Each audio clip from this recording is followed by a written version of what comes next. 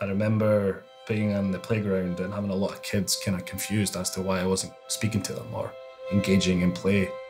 And on the outside, it might seem like I was shy or being rude, but in reality, it's because I couldn't actually talk to them.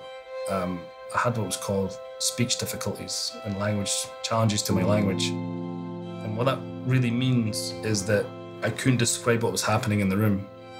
I couldn't say, John is sitting at a desk, Irene is in front of a table. I couldn't do any of that.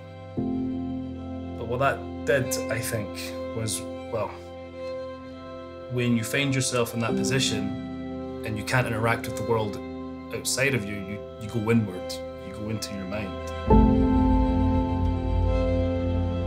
What it did for me was I started to build this crazy imagination where I can create these worlds and characters and textures and stuff and kind of live them.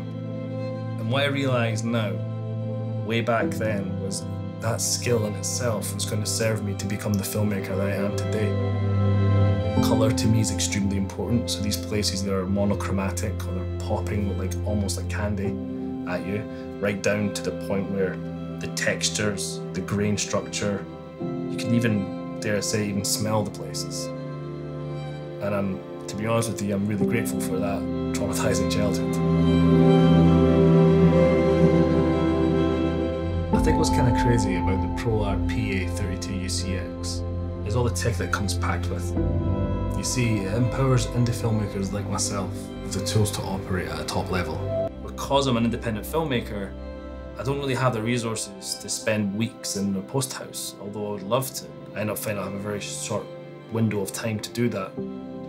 But having something like this in my own home, what I found myself doing is bringing the project back here and stagnating the post house process.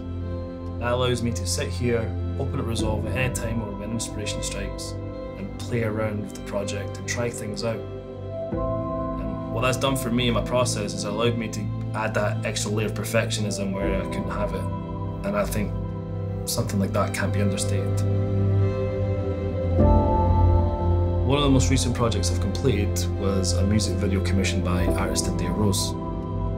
During the consultation period, I knew immediately that this world had to pop, it had to feel like you were on a high.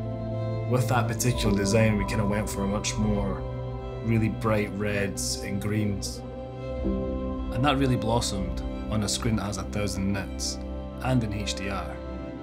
Just being able to see those colours and that level of accuracy was pretty awesome. What's quite interesting about this particular project is that we didn't have enough money to hire a colour grader or a post house.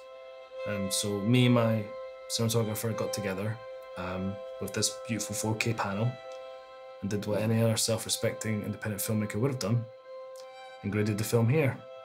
So I guess in your own little way, we brought the post house home.